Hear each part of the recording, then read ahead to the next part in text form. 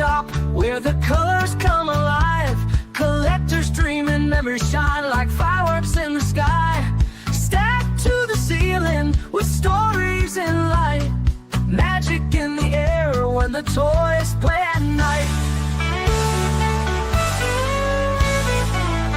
Robots spinning, Game Boys flashing, action figures strike a pose. Barbie's got her sunglasses on, G.I. Joe's in hero mode. Arcade lights and vintage signs, glowing warm and bright. Everybody smiles when the toys play at night. Race cars roaring down the aisle like thunder and chrome. Furbies waking up like they just found home. Every shelf's a treasure map, everything feels right. Step into the wonder when the toys play at night. The following program is being brought to you by the Hippie Broadcasting Network, WTHC Radio, and Stoner Records. Now here's your host, George.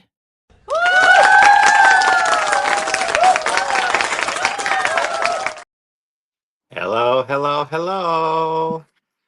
It is Wednesday again, and tonight it's all about the puppets. See all the puppets behind me? I have lots of puppets behind me. And in the box over there, it is Thorge from Badger Heart Puppetry. Welcome him. Hello, how are you doing tonight? I'm doing good. How are you? I'm doing really well. Thank you for having me on tonight. I appreciate that. Yeah, and who's your little green friend there? This is Pox the Goblin. Hey, how you doing? I'm Pox. Nice to meet you. He's really cool. I like his ears. Oh, thank you. Yeah, I lost one in an accident with my girlfriend. Yeah. I don't want to know about that. Yeah, we won't talk about that. I can only imagine. So, since tonight is about puppets, we're going to talk about, how you got into puppets, what you do with puppets, and, talk about your little business that you have there. So, why don't you introduce you and how you got started? Well, my name is Thorge Badgerheart. I've been making puppets since I was about 8 years old. Always been a fan of puppeteering since I was a small child. Used to watch the Letter People, of course, the Muppet Show. There was whenever, like on Captain Kangaroo, when Mr. Moose or the Rabbit would come out, I'd really pay attention. I really enjoyed the Land of Make Believe on Mr. Rogers, except for Lady Elaine Fairchild scared the living crap out of me as a kid. She terrified me. She was scary. The Zoomerang Boomerang thing. I was like, I thought she ate children and put them in her little merry-go-round freaking museum go-round thing. I didn't care for her, but I liked Daniel Lyon. I really liked the Owl and King Friday and Queen Sarah. Totally big fans of those guys. Just anything that I could find that was any kind of puppeteering things. I would just gravitate to. Remember going to fairs as a kid and seeing just really rudimentary puppet shows. When I was a kid, they had a puppet show come through our elementary school one year, and I was just like, couldn't get enough of it. I was sitting there just like, yeah, that's cool, and this, that, the other. And I was like, I want to know how he did that, because they were doing things with like fishing line and stuff, making things float and stuff that I know now. But as a kid, I was like, that's magic. It was really cool. And they were just doing stuff that I didn't understand how they were getting that done with, puppets. So, and then I saw the Dark Crystal, and after seeing the Dark Crystal, it really just made me want to make puppets. And I talked to my mom. My mom was a professional seamstress, and worked for the Langenberg Hat Company in New Haven, Missouri. And she also did her side hustle was sewing everything from prom dresses to Halloween costumes. And as a kid, I don't remember ever having a store-bought costume. The most we might have would be a mask or part of a mask that my mom would use to make the rest of the costume. But everything else, the clothes, the props, whatever else we had, my mom and us kids would make, and it was just something that I really enjoyed. So I knew how to use a sewing machine by the time I was 10. I knew how to, like, my mom had me cutting patterns and ripping stuff out when I was 8, 9 years old. I remember doing that. So when it became, I wanted to make puppets, she helped me. There was like stuff in Scholastic magazine and different other little kids magazines that you could pick up to show you how to make different paper plate and paper bag, with some glue sticks and some glitter and stuff like that to make puppets. That are just little mouth moving by moving your hand up and down on the Yeah. on the paper bag kind of things. But I wanted to do more. I wanted a sock puppet. So she showed me how to sew the buttons onto my dad's old socks, and I did that. And um, I did that for a long while. Didn't really graduate really past the sock puppet stage. I would cut out pieces of cloth and glue them on to the sock for ears and things like that. And but it wasn't making things like I do today. It was still, it was very child craft night, afternoon kind of stuff. And then I got away from making puppets when I was about 13, 14 years old. And then joined the military, was in Japan, and had friends who were in the theater, Hmm. uh, and they were looking for somebody to build props for them. And so I helped build props, and I was like, okay, what else do you need? And it was before Shrek the Musical was a thing. Right. They had a theater, or they had a play version of the movie, like Okay. shortly after it came out, and they were doing that. And That is so cool. me and two other gentlemen, I'm gonna take his box off real quick. Um, and they wanted the dragon, and they wanted to use a hobby horse head of a dragon for the Uh-huh. dragon. And I was like, well, that's kind of lame, guys. I mean, you got somebody playing donkey who's like a Right. full-size human, in a donkey costume. We can do something if we had, a little bit of money and some time. And so they said, okay, how much do you think you need? And then we asked for like $150.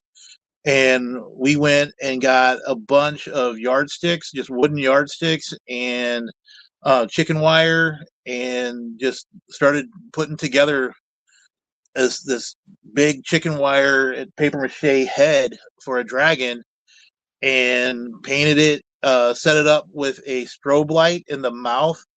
And we had someone who could get a hold of some dry ice for us.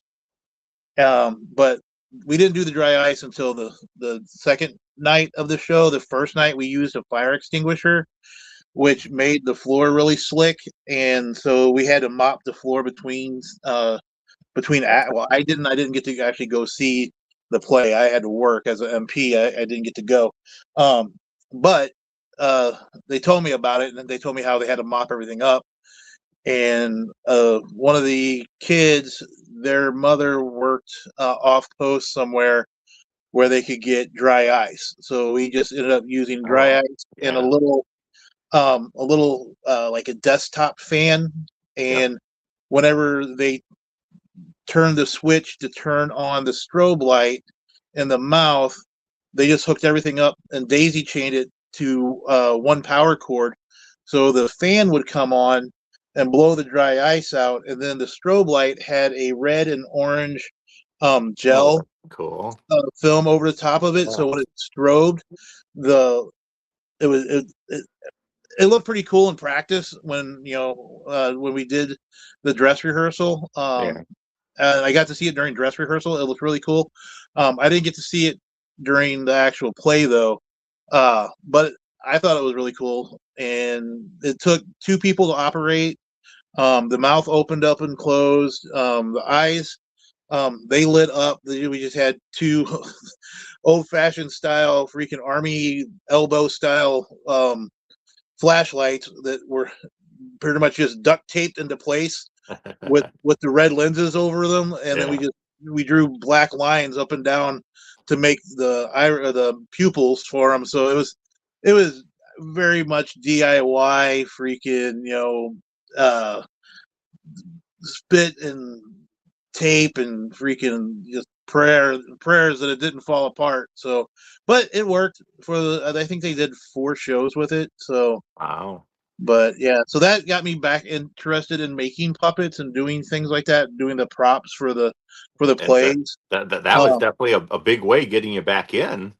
Yeah, it was very much a very big, that bug bit me again, and I was like, Yep. man, just doing that was so much fun. What else can I? And then, like, I remember reading about like the Lion King on Broadway and stuff like that, how they were doing the puppets with that, and how they were like the full body move around style puppets, and then being in Japan, I got to see a lot of really cool puppeteering stuff. Like I went to like maybe 3, maybe 4 shadow puppet plays in Japan, and the things they were doing with shadows and the paper cutout puppets that they were using to create the shadows was absolutely amazing. It was Yeah, just that like it that, was that I've seen that on videos, and it's absolutely amazing what they can do.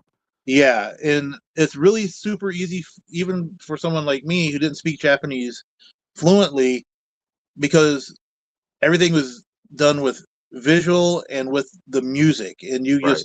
you could feel the different things. And like there were times where I'm watching it, and as an adult I'm getting moved to like almost tears from the love story, and there's no words. You're just like, oh my Right. god, that samurai really loves that freaking princess. Oh my god, and you're just like, wow. But yeah, it's a beautiful medium. And then I tried my hand at making some marionettes while I was there, and I discovered that I do not like marionettes. They're really difficult, and I don't have the patience for them. And I know I have quite a few, and you have to be in the right mindset to use them. anyone who works with marionettes and has the patience, I applaud them. It's a beautiful It art is. form, and if you're good at it, you're amazing. You are creating magic, in my opinion, I'm because definitely not good at it. I survive. yeah, I've tried it. I feel clumsy with it. I feel like that I I can't get them to walk. They pretty much float like little Superman guys. They're not walking on the ground like they're supposed to. They got their feet like an inch off the ground, and they're doing like this, and it looks like they're trying to run on air or swim through the air. Yep. Yep. And Oh yeah. I like, I can't do that. That's just What one of my best TikTok videos that I have done is in the winter, my little white sheepdog running in the snow. yeah, I absolutely love that video. I did such a great job with it. It's the only time I've done a really good job with it. yeah. So Well, I know what you're talking about. yeah. So getting back into like making sock puppets and things like that, just for fun, just for me. I did start doing that while I was in Japan, but I didn't really do anything with them. They were just I had a couple old socks that had holes in them and stuff like that. So I picked up some needle and thread and some buttons and some things. Excuse me. We just had dinner. We had tacos. Uh, Tacos. so um, yeah, so it was just making neat little things for myself to do, silly little skits for myself, to entertain myself in my barracks room. Um, And so, pretty much all puppets are socks when you think about it. yeah, That yeah, that's like the origin of a puppet. yeah. Um, well, then, okay, so then I came back to the States and kind of fell out of making puppets. Instead, I started doing like LARPing and stuff. So that kind of got my creative juices flowing, and I could make different weapons, and that was what really motivated me to do things for creating stuff. And so And briefly, do you want to explain what LARPing is for those that do not know? sure. LARPing is live action role playing. It's pretty much dressing up in clothing that looks like a particular type of thing, be it wizards and fighters and monsters and things like that, to dressing up like your favorite video game character and going out and playing in the woods or in a like a hard site where you can do. There's different types of LARPing. There's the medieval style. There's the um like the, what do you call those things? Paint guns Yep. and airsoft gun style LARPing, where there's a difference between the airsoft LARPing and the airsoft combat, where they actually go out and have teams that try to kill it, like, take on each other and things like that. There's a LARP called Utopia Rising, and it is a zombie apocalypse LARP, where you can either be a zombie or you can be a survivor. And in that game, you can have different style weapons. You can have your foam swords or crowbars or machetes or hatchets and things like that. Or you can be a zombie and you go around and you try to get the brains, whatever you want to do.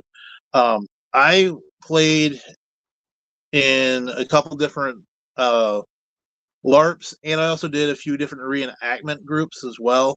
So for me, there's a very thin line between LARPing and reenacting. Reenacting, those guys are a little bit more stringent on costuming, and they want to be very much in the period that you are representing and not take on any kind of fantasy aspect, or they don't want you to mix something from the Viking Age and something from the Renaissance. They don't want you mixing those two things. Right. They don't want you doing that kind of stuff. When you're in a fantasy LARP, you can mix and match whatever you wanted to do.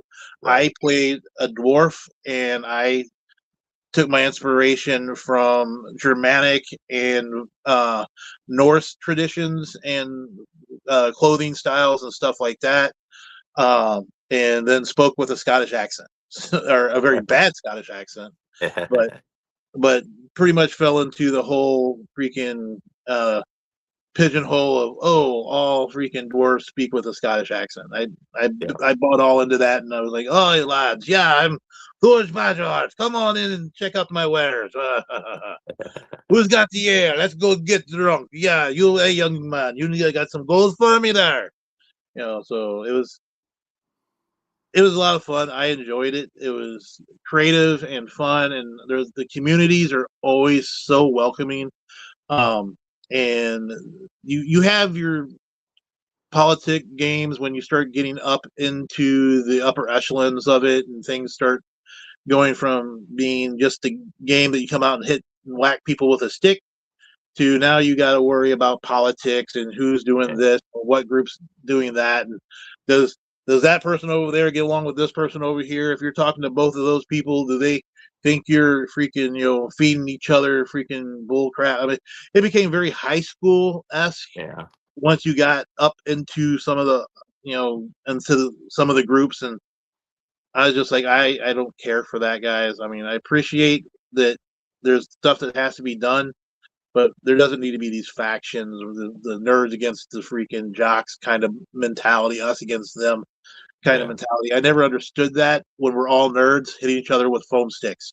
I didn't get it. I was like, we're all out here to have a good time, and why do you need to talk crap on that person and that person's talking crap on you when you both do the exact same thing? You happen to have one disagreement 7 years ago, and you can't get past it. I mean, be adults and grow the hell up. Did you have a puppet during LARPing, or that's separate? I did. Oh, actually, yeah, I did have a puppet during LARPing. I had Tweaks. Tweaks was my first LARPing puppet. He was something that I kind of just threw together because I had this fur from a I'm not even. I think it was a. I think it was a jacket that we found that we wanted to use the leather on it, and the leather was like this yellow, mustard color leather that I wanted to use to make a couple of pouches, Uh-huh. and we found it at the thrift store. It was only, man, maybe like 15, $20 for the jacket, and so I made the pouches, and that was left over with this lining that it had on the inside of the body part of it, and I used it to make tweaks just because I had it left over. And then um, I ended up taking him with me to some of the bigger weekend events, and took him to the big event here in the Midwest, which is border. What is it? Oh man, what is it? I can't think of it. Keep on the Borderlands is what it's called. Okay. And it drew, like, back when it was in its heyday. It doesn't draw this anymore. But it would draw in like 2,000, 3,000 people from all around Wow. all around the world. We had people coming from Australia, Canada, Europe, Asia, to come to that event. And I was like, holy crap, you guys are from where? And they're like, New Zealand. I'm like, what the hell? There's New Wow. Zealand amp garters? And they're like, yeah. I was like, that's crazy. I'm like, okay. So yeah, it was a lot of fun.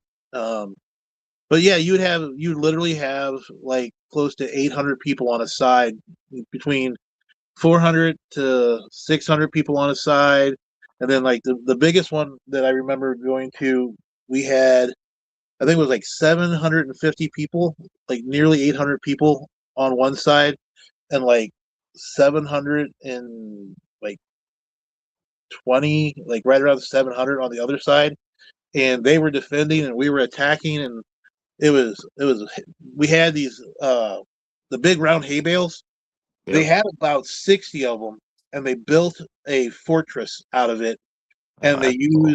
they used plywood and 4x4s to make a castle front, and then they used 3/4 inch plywood and these huge, I don't know where they got these hinges from, man, but the hinges on these doors were like 3 feet on each side, like a 6 foot Wow. wide wingspan, and they had two of them on each door, and we had to knock those doors in, and it was so much fun. We had battering rams that we made from we went around and found deadfall logs, and we just took them and carried them out onto the battlefield. And then we had rope, and we just wrapped them all up with the rope and tied them off. And we found some Boy Scout guys that were like, "Yeah, I'm a Boy Scout leader." Like, well, tie some knots, god damn it! So they tied knots in it, and we took it out there, and we were trying to break down the door. The guys on top of the hay bales were throwing down these couch cushion boulders that they had wrapped in duct tape. It was so much fun, dude. It was so much Wow. fun. And That, you got now, oh, sorry. no, I, go right I, ahead. I did the LARPing then get you back into making puppets again? No, No. actually, it did not. I started watching just all my old videos of or DVDs, rather, not videos, DVDs. Well, some of the videos I had, like the old like Labyrinth and Hmm. the Dark Crystal, and watching like Bear in the Big Blue House, um, uh, just all kinds of different things that I started between the Lions.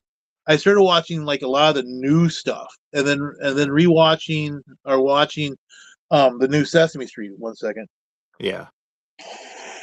And it really got me back very interested in doing it. And then TikTok, uh, I started watching TikTok videos, and that's what really, like, really got me going was my FYP suddenly started showing me things like who was some of the first ones I saw? Sandwich. I saw Sandwich. I saw um, who else? Muffin, the unicorn. I saw Yep. him. I saw you. Me. Uh, um, like Cece was there, but she didn't really have anything as far as she was just a supporter the of the group. Um, he who we shall not name. Yep. Uh, he was there, he was there, and not Voldemort, just the Yeah. other guy. Um, uh, um, and I just started seeing all these people who were doing an art form that I love and wanted to be a part of. And I was talking with a friend of mine at work and talking about how I wanted to start making puppets again. And they're like, "Well, you think you could build me a puppet?" I was like, "Yeah, I think I could probably build you a puppet." And he's like, "Well, I wanted this puppet to look like this, and I want it to be a female. I want it to have a chest. I wanted it to have nipples. I wanted it to have a hole in its mouth." I'm like, "What?" Like, am I making you a girlfriend or am I making you a puppet? He's like, no, it's just for TikTok. And I'm like, okay. Well, I never seen him use it on TikTok. I don't know what ever happened to that puppet, That's but funny. I made it for him, and it was it was probably the third puppet that I made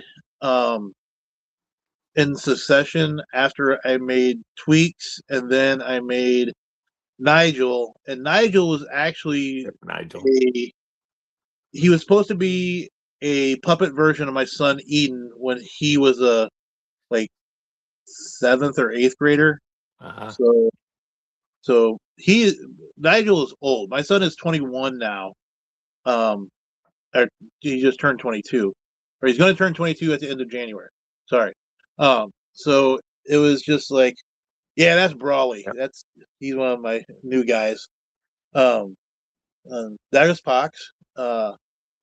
But yeah, I just was like very interested in doing um,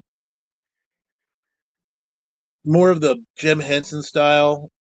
Right. That was a an elf mage or ranger or something that I made. That a family came down from It's very a cool. town up near Hannibal, Missouri, but over in Illinois, which I can't think of the name of the town. But they specifically came down to the St. Louis Renaissance Festival to pick that particular puppet up because their son had been talking about it for a year and had Very hoped that it was cool. still there, and it was. And they picked it up that day, and I was really happy that the boy got. That is a that is Little Smoke. He is a puppet version of an individual named Captain Smoke, who is the lead singer of a Renaissance band called The Totally Lost. And my good friend Jake is that character. And it took me about 2 months to get that character's eyebrows correct because I could not just do two uh, eyebrows that were exactly the same, that were symmetrical, because Mm. Jake's eyebrows are not symmetrical.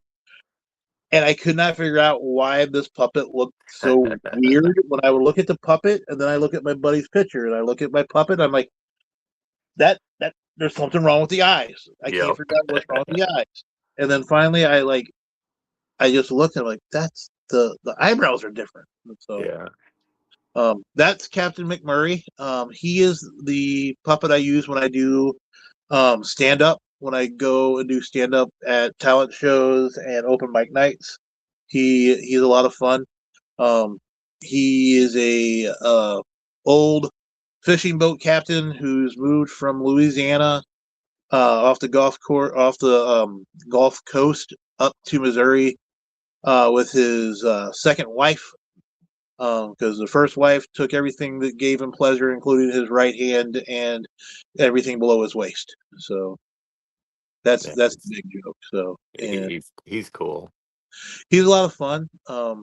Those guys are um, Aquabat cadets, and then the Aquabat band's mascot, little little bat. I actually gave one of the cadets and the mascot to the band when they were here in St. Louis, and I got the other one signed by all the bands that played on that show. Signed either his legs, his arms, or his back, or his helmet. So yeah, I am not reading the little things that are popping up at the bottom. I'm reading. I'll go over some of those at the end. Mostly it's Trippy Island LLC wants a custom puppet from you in the future and just wants to see all your stuff. So this was at a little. It was a Friday night in New Haven, Missouri, my hometown. I went back and did puppet shows for a Halloween festival they have there. It's a scarecrow show and pumpkin glow or something like that. And they gave me this nice little spot that I could do some performing, and I had 3 different shows. Each show was about 15 to 20 minutes long. And the first show, there was probably 12 to 15, maybe 20 people there. The second show was a little bit more, probably 25 to 30. But the last show, I stopped counting after I got out to the street, because there were people actually out on the street kind of moving around. But there was 40 people in the seating area, kids and parents. Then I was just like, this is crazy. And they treated me extremely well. They booked me for next year too. So that's awesome. So yeah. So we're going to take a commercial break here. And then when we come back, we're going to talk about, your custom builds, your website, the fairs that you do, and your business. So we'll be back in a couple minutes after these commercials. Right on. Are you searching for affordable products and great rosin? Well, look no further. Whether you're keeping it simple or going all out, we've got you covered. Sunny's for everyday deals, and Hash RX for that premium fire. Sunny's keeps your stash affordable, giving you value every single day. When you want the best, Hash RX. Oklahoma's premium live rosin. No solvents, no shortcuts. Affordable or premium, the choice is yours. Find us at Oklahoma dispensaries. Welcome to the shop where the colors come alive. Collectors dream and memories shine like fireworks in the sky. Stacked to the ceiling with stories in light. Magic in the air when the toys play at night. Robots spinning, Game Boys flashing, action figures strike a pose. Barbie's got her sunglasses on, G.I. Joe's in hero mode. Arcade lights and vintage signs, glowing warm and bright. Everybody smiles when the toys play at night. Race cars roaring down the aisle like thunder and chrome. Furbies waking up like they just found home. Every shelf's a treasure map, everything feels right. Step into the wonder when the toys play at night. Nugs of many sizes, munchies, trippy friends, and stash jars are some of the gifts you'll find here at LoveNugBuds.com for a unique gift for your 420 friend. Love Nug Buds will have what you want in the end. Welcome back, everybody. Boy, I love seeing my commercial. So exciting. That was one of my most recent creations. So yeah, so these are some individual ones here. Oh, he is cool. He was built for the Bluffwood Renaissance Festival. There's another one that's a king with brown. Yeah, him right there. The two of them are built for the king and the duke. He is the king. The other guy is the duke, and they ordered those for me so they could have skirmishes with the two of the puppets between the two monarchs and That is everything. cool. So That's very cool. that is at the St. Louis Renaissance Fair. There is a bridge you walk over to enter the fairgrounds, and I am hidden on the back side down below him. Yep. Oh yeah, I see that covered up there. Yep. And I greet people who come across the bridge. That's actually a very bad photo because I was actually he's just sitting up there right now, and I was adjusting my chair. And when I have him just sitting up there, he leans kind of in this weird pose, and he looks like he's gonna fall. So usually he's sitting up more straight and looks a little bit more engaging. Right there, he kind of looks like a hunchback. So, Did you scare people with him there and you not so around? so many people. I had a lady said she has to go back and change her Depends because I made her poop herself. And she actually left. She screamed and she's like, "Oh no, I got to go back to the car." And her husband's like, "Why you got to go back to the car?" And she's like, "I got to grab a Depends." And I was like, "Oh my!" I was like, "I'm sorry." She's like, "No, it's okay. I just didn't know that thing was gonna move." I'm like, so yeah. She came back. I tried not to scare her again. And she came up to Nigel and pinched his nose, and she's like, "You're a little rascal. You scared me. I had to go back to the car." And I was like, "I'm so sorry." I stood up and apologized to her, and she's like, I saw it sitting there, and I didn't think anything about it. Then it started talking and moving, and it really freaked me out. I'm like, I can tell. And you do a wide variety of different types of puppets. They're all like the sock type puppet, but there's so many character features that you use. Yeah. I try to do a lot of different styles to engage a lot of different people.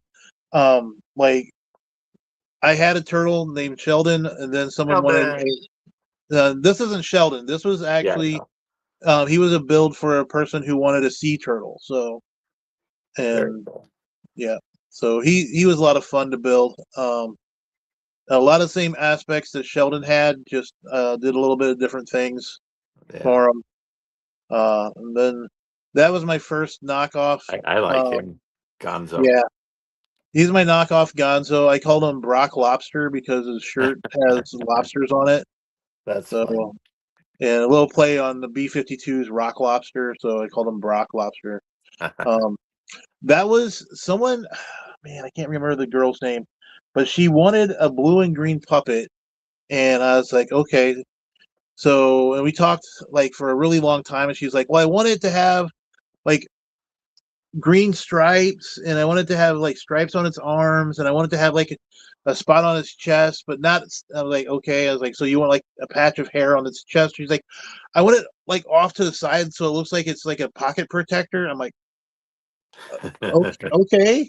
I mean, she had very specific ideas. Yeah. I call that one my Jerry Garcia. I think he looks like Jerry Garcia from the Grateful Dead. Definitely. Yeah. So, that's Will.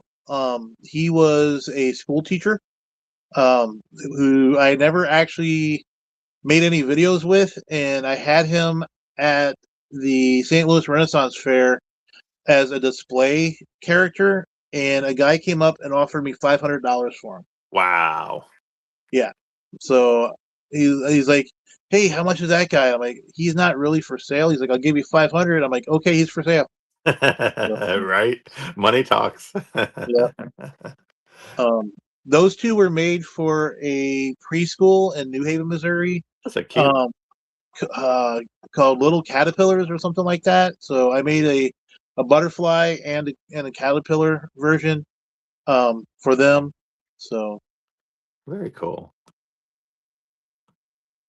it was a lot of fun to build. I really wasn't sure how I was going to do a caterpillar, and then I was like, It definitely looks like it with all the legs. yeah, He was a lot of fun. There's Nigel and I at the Central Missouri Renaissance Fair, Yeah. back in the children's realm. He is actually singing right there. So That's cool.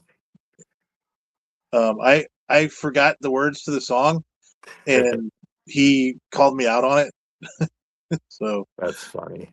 yeah, yeah, I really liked that series of photos was a lot of fun because I didn't know the lady was taking the photos. She's a friend of mine, and she's like, "I was taking pictures of you singing." And I'm like, "You were?" I was like, and she's like, "Yeah." And she's like, "You're not a ventriloquist, but most of the photos I have, like your mouth is shut, like right after singing, and he's finishing with part of the song." So I was like, "Oh." So I That's look like I'm a funny. ventriloquist in the photos, and she's like, "Yeah, 100%." So I was like, "Wonderful." So So you definitely, display your stuff at Renaissance fairs and festivals. yes, And is that one way for people to find you? that's one way to find me. Yeah. I have a very awesome friend of mine from TikTok who has created a GoDaddy site for me, where you can find me as well. It's badgerheartpuppetry.com.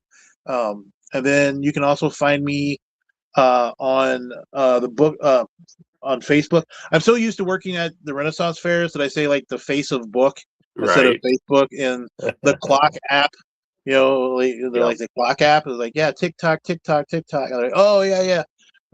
So you can find me on Facebook at Badger Heart Puppetry.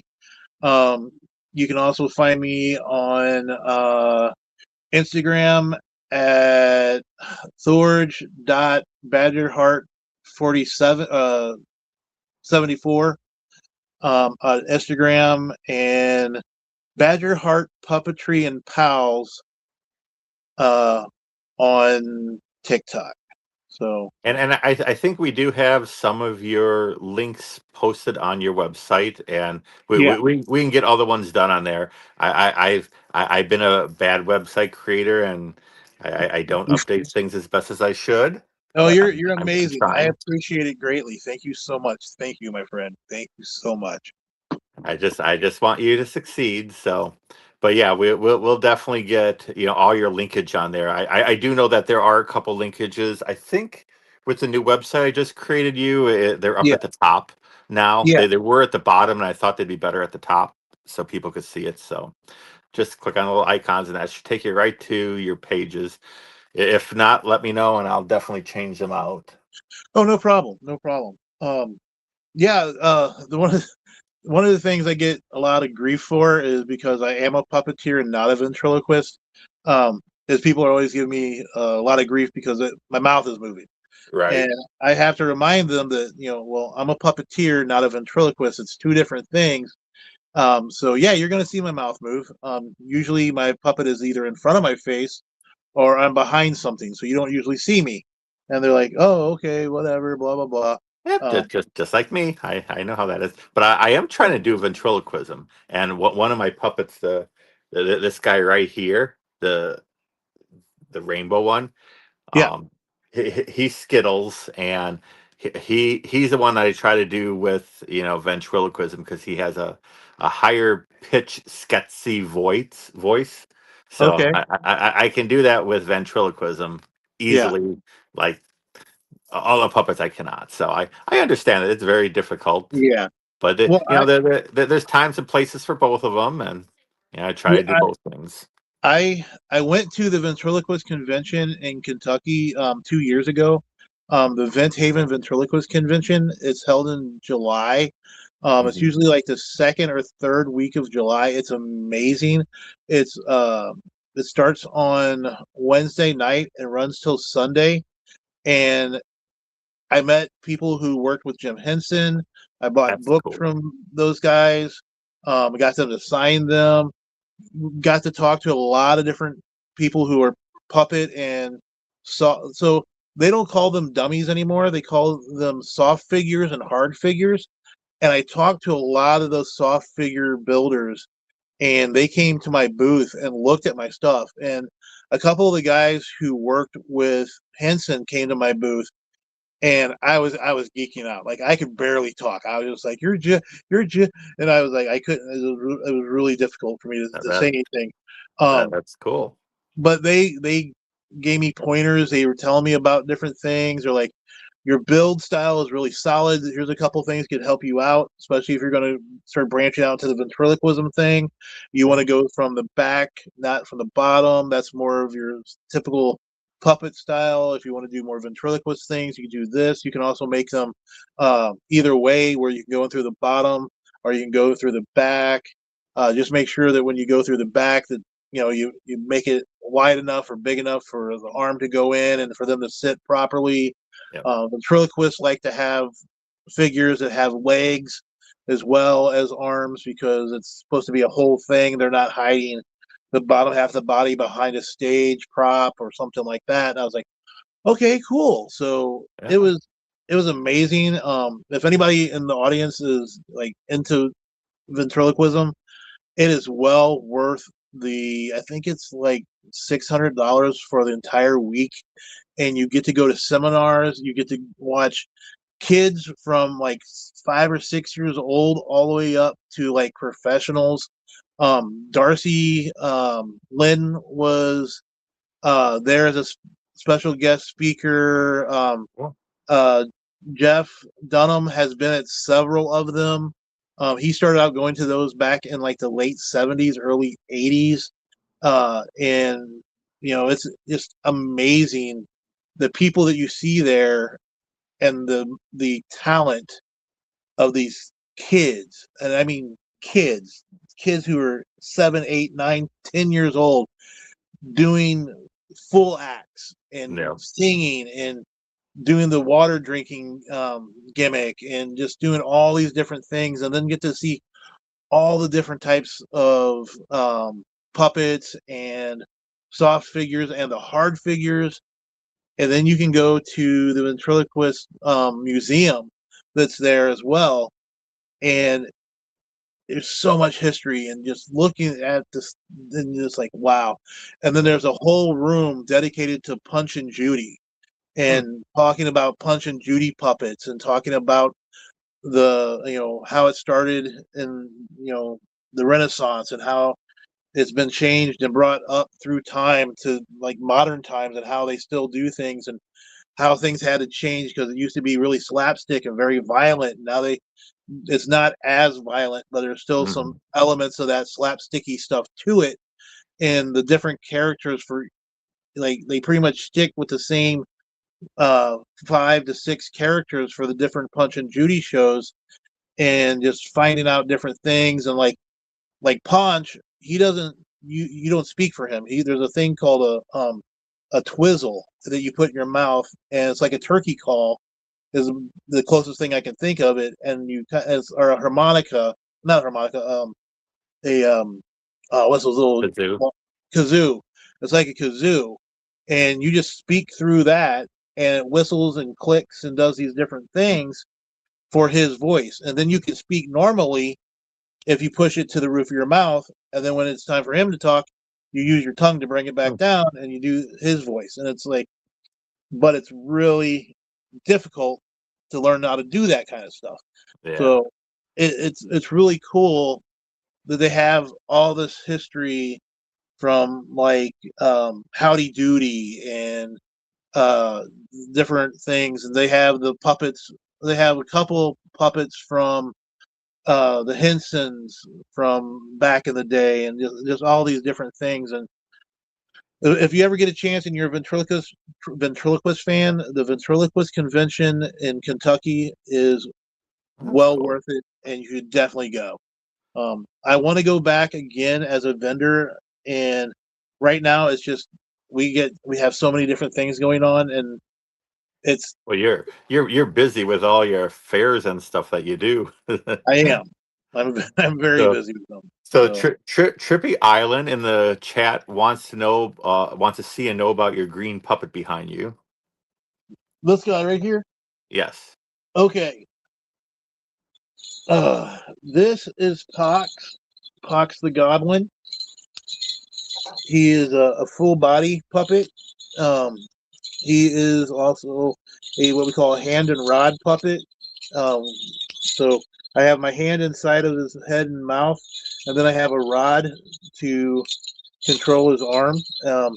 I don't typically do two rods because I'm at the fairs. I just use one hand and do things with the one hand with the characters. It's easier. I don't have to try to manipulate two hands and do different things, and then drop the stick and then pick it back up. So just pinning one of the hands down. It's pinned. What do you mean it's pinned? There's metal in my arm, dude. I was wondering what I had a stitch in my. Actually, I think that one's actually stitched to your underwear. Oh wow, underwear It's stitch. stitched to my underwear. Oh yeah, my furry boxers. Yeah. Oh, you can see my butt. See my butt? Oh my god. So yeah, this is Pox. He is my goblin. He is my main um Renaissance Fair puppet now since Nigel has been retired. I have plans on making another humanoid or human puppet to take the place of Nigel. That's cool. And the storyline is that Nigel came through the portal and fell through my fire pit and only became a real boy when I actually put him on to puppeteering.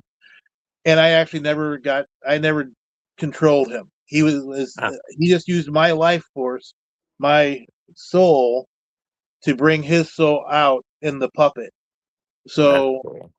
so basically with the new puppet, it's going to be his younger brother who is technically older than him because time is different in their realm than our realm. So he found the wizard and went through the portal trying to find his older brother, who is now still his older brother, but his little brother.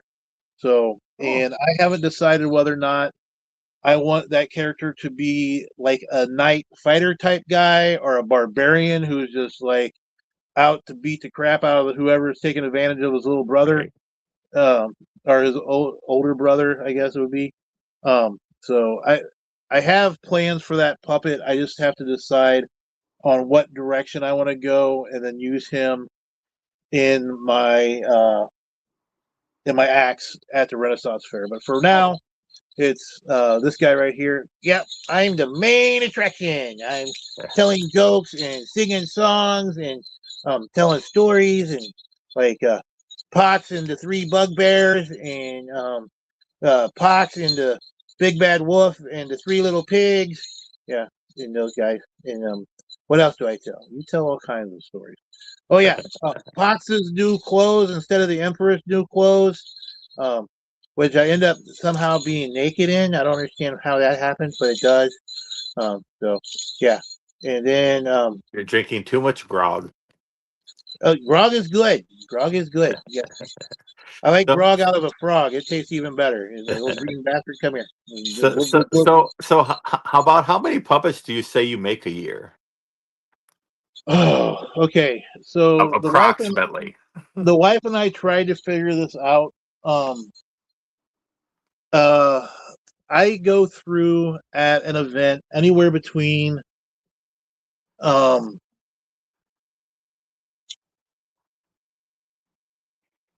5 to 20 puppets a day. Okay. And at some of the bigger ones, like St. Louis, I had 2 Saturdays that I showed up with 30 puppets and had 2 puppets by the end of the day on Saturday and didn't open up on Sunday. Wow. Yeah.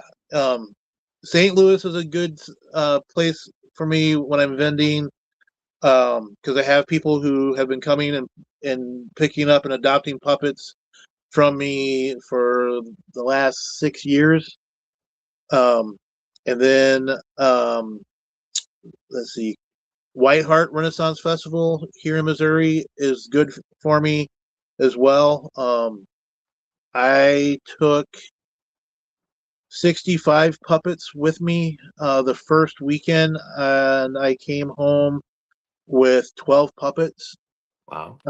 the first weekend. I went back down with 30 puppets the second weekend, came back with 5, and then went back the last weekend with 25 puppets and came home with 3. Wow. So So you definitely make and sell a lot of puppets throughout the year. I make a lot of puppets and have a lot of them get adopted. Yeah. Do do you ever get tired of making puppets? No, actually I don't, That's because cool. I try to make sure that I do different things. And one of the things I really strive for is not to make the exact same puppet Right. more than once. Yeah. I will make puppets that are very similar to each other, but I've gone back and I've looked through photos to make sure that I don't do the exact same puppet. Like, ooh, I think this would look really cool. And then I look back and I'm like, I done that already because Yeah. it was really cool. Let's change the color of the mouth plate on that, the color of the tongue, and the position of the eyes, or a different color set of eyes, things like that. So Yeah. it might still be very similar to a puppet I've already made, but I try to change it So as much as I so so on an average puppet, how long would you say one would take you? can. It will depend on the size of the puppet and how many different True. things I'm putting onto the What puppet. Like, what about just an average puppet that you make? an average puppet, somebody like, let me pull over. So this is Brawley. He's one of my new TikTok puppets I perform on TikTok with. Hey everybody, how you doing? How long did it take you to get me done? Brawley was done in about 6 hours 6 from hours. start to finish. That So, seems about right. and he was at a time when I was doing the eyes out of cloth more Yeah. often, and then I really wanted to do something different with him. And his concept was he was going to be my little roughneck Street Fighter guy, and he became uh, a puppet MMA fighter. Yeah, I'm super cloth weight, undefeated here in the state of Missouri, puppet MMA fighter. Yeah.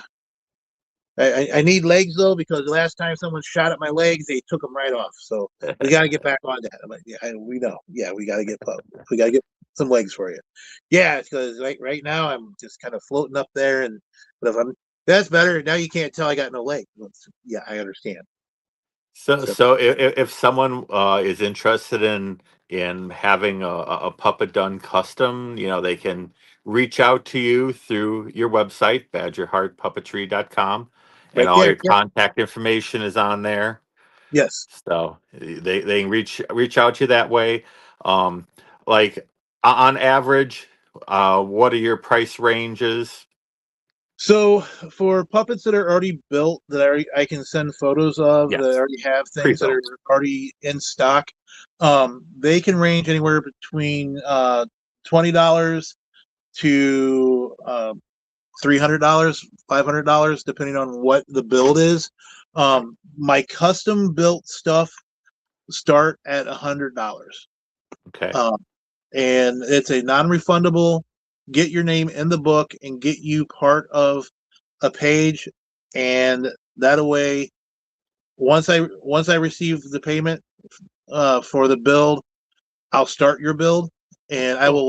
I will let the person know, hey, you have X amount of people ahead of you, and I will contact you when I get to your page. And if you still want your puppet built, then you can pay me to Cool. start your build. I don't want them to pay me and I'm like 6 months out from building their puppet. Right. They're like, "Hey, it's been 6 months. Where's my guy?" And I'm like, "You had 7 people ahead of you, man. I'm Right. sorry, you know." And I'm But doing fairs. I'm doing yeah, festivals. everything is listed on your website, and I will definitely keep up with that. As long Yeah. as you send me your information, that'll be all current on there. Yeah, I'm I will send you the gonna do a information. better job at it. Well, I really do appreciate it. I Yeah, will send you the information for custom build awesome. stuff, so they can see that on the website as well. Yeah. And then once they contact me and we start talking about the size, the type of materials they want, how many limbs they want, do they want just arms and legs? Do they just want arms? Do they want a arm rod as well? Just all the different little add-ons that, start stacking on. Usually it's $10 more per set of limbs. So if you want horns or wings or And spikes or things like that, and that's all stuff that can be discussed, yeah, when they contact you. absolutely. Well, sadly, our hour is up, so that's the end of our show. Remember, badgerheartpuppetry.com. You can go, contact him. Toys Play at Night is our website with retro toys. So thank you all for coming. We'll see you all Thank next you very week. much. Thank you, Thorge, for being here. Thank you for having me on. I really appreciate it. It was a lot Okay, of fun. bye. Yep. Bye, everybody. See you guys.